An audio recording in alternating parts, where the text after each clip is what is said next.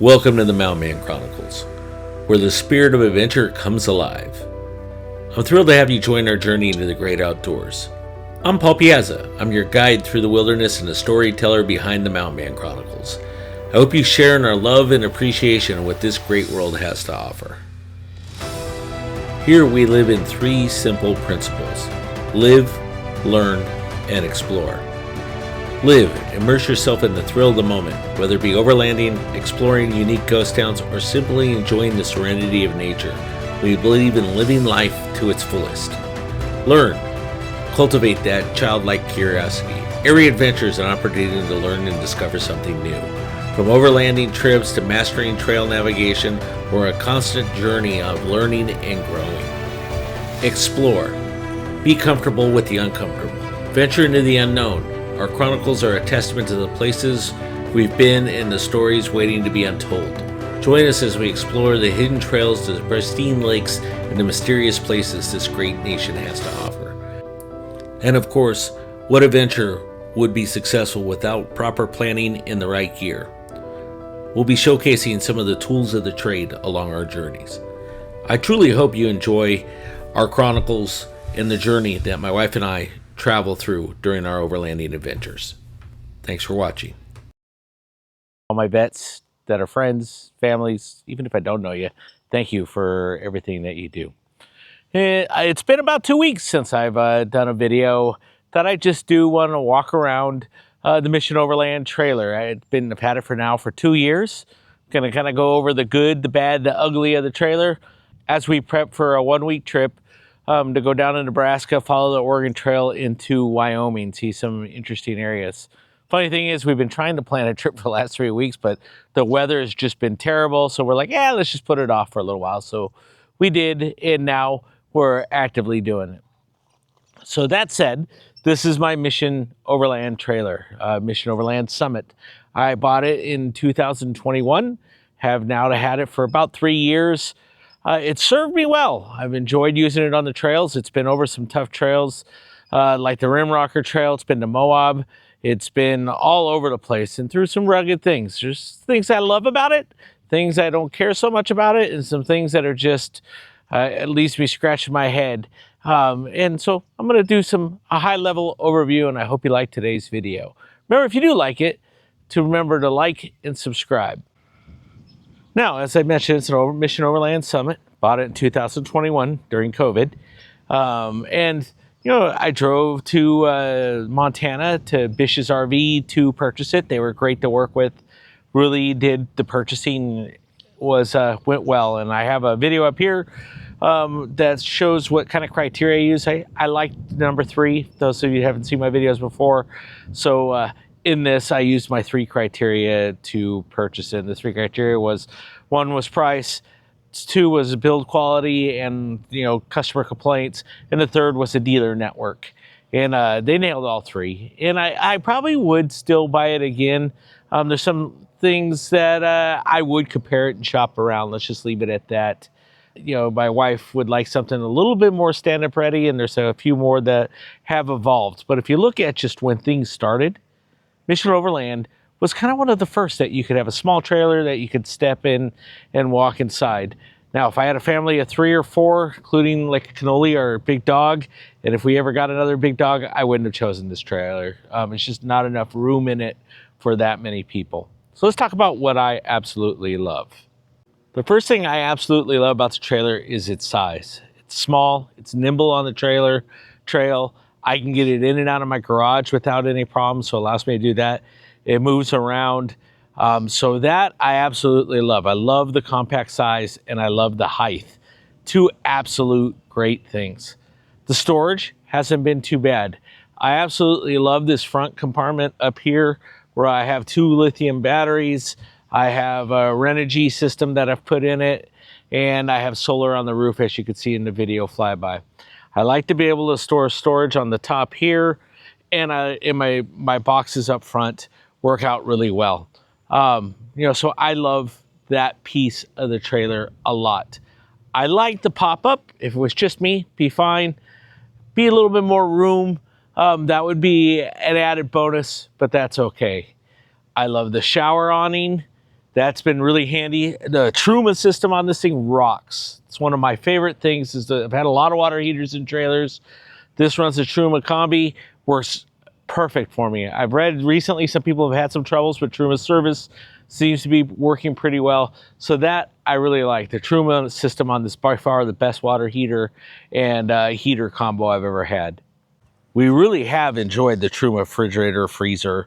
That's worked really well for us when we've been out camping. It's great to just pull up anywhere, even off the trail, and just say, hey, I want something to eat or I want a drink, and just open it up. I do use both sides of this. I have used it as a freezer. I have used it as a refrigerator.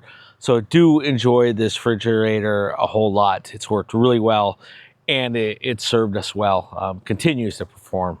So that's another thing I really love. So these are all the good. We're gonna get to the bad and the ugly here in a little bit. I get a lot of compliments on the graphics on this trailer. It is one of the things that really drew me to it up front. So I would call that a positive as well. The graphics are outstanding. They've held up well going through brush and everything. I was really surprised. That was one of my bigger worries buying it. It's like, okay, I'm gonna just tear the hell out of these things going through trees. So far, no problem at all.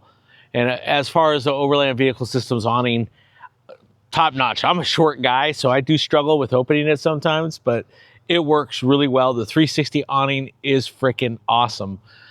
Since I bought an early one, they don't have lights at the time. Now I understand they put lights on them. I do think that's a bonus. And now here's a controversial one that I actually like. I've read some people don't. The rear opening in the back. Again, I'm a shorter guy, so I don't whack my head. But I love it because I have another friend that has another trailer, and if they go through mud or anything, mud getting in the door, you're climbing in and out of your trailer with mud all over you. The rear opening, I've never had to deal with mud.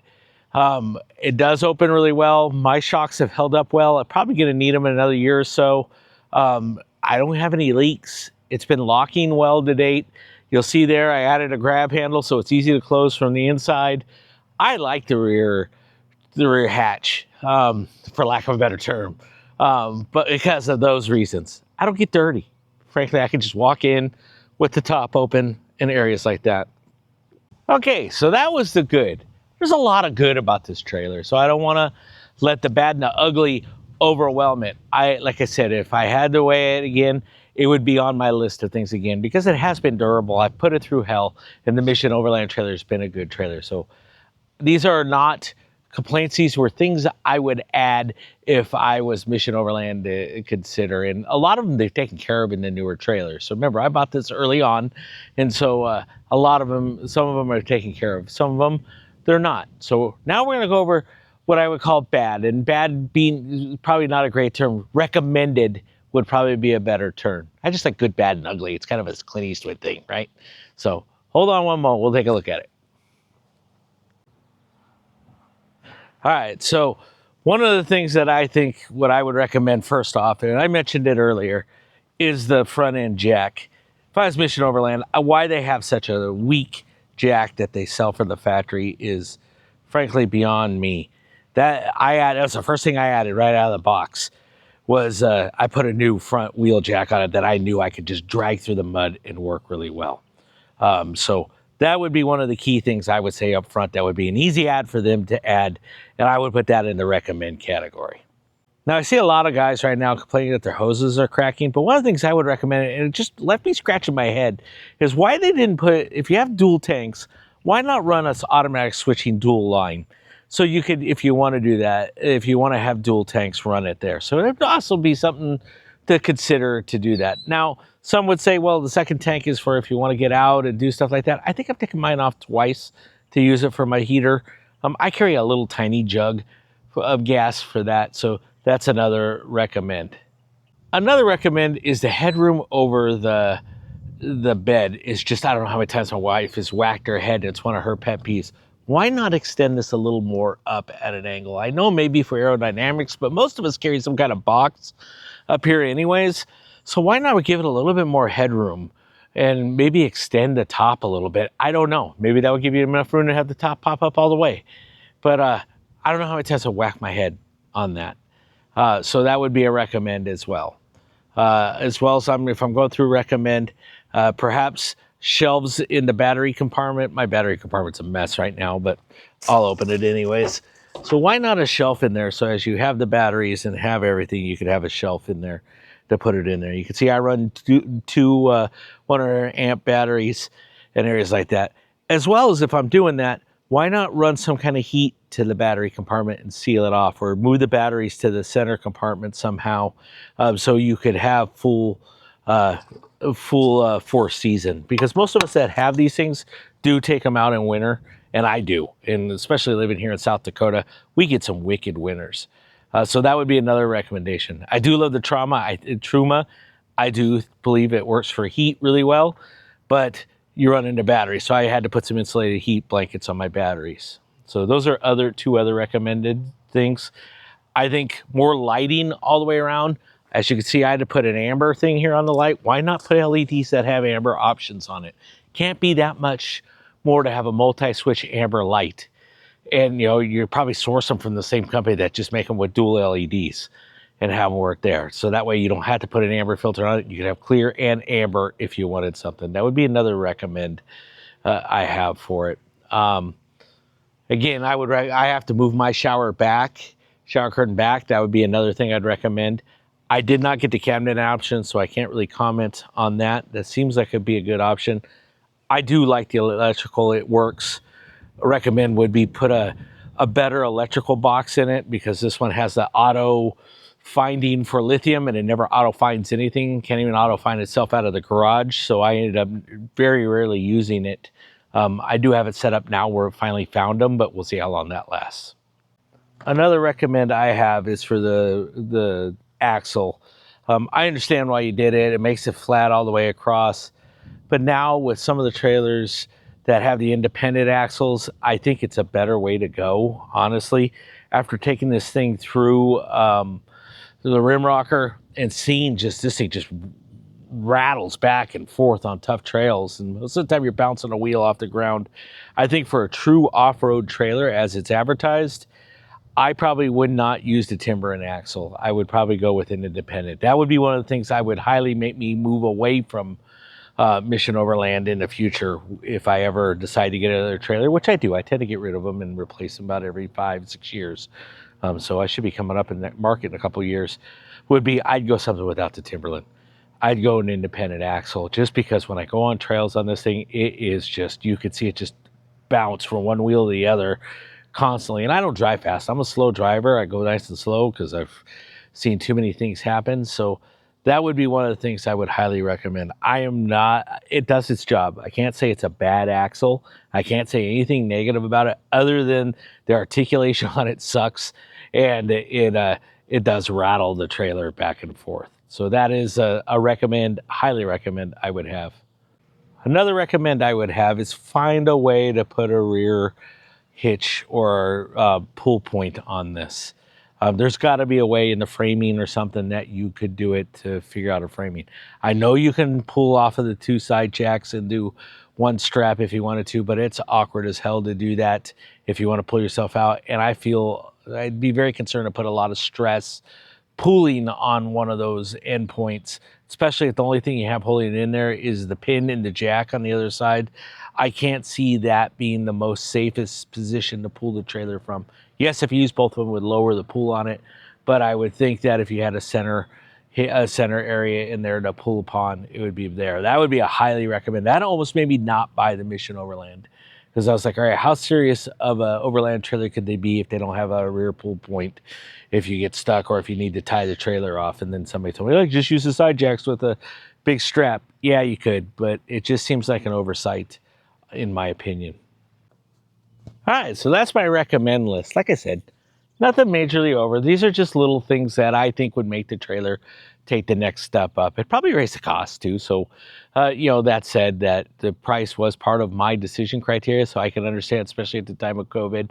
But I think if I look at some of the trailers that compete in this marketplace now, they come with those things standard. If you look at MDC, you look at X-Grid, you look at some of the other trailers that come in the market, they offer the independent suspension. They all come with the arc jack in the front, different electronics, different things like that. So as the Mission Overland Summit starts to date itself, they may want to think about what they want to do for the future generations of the trailer.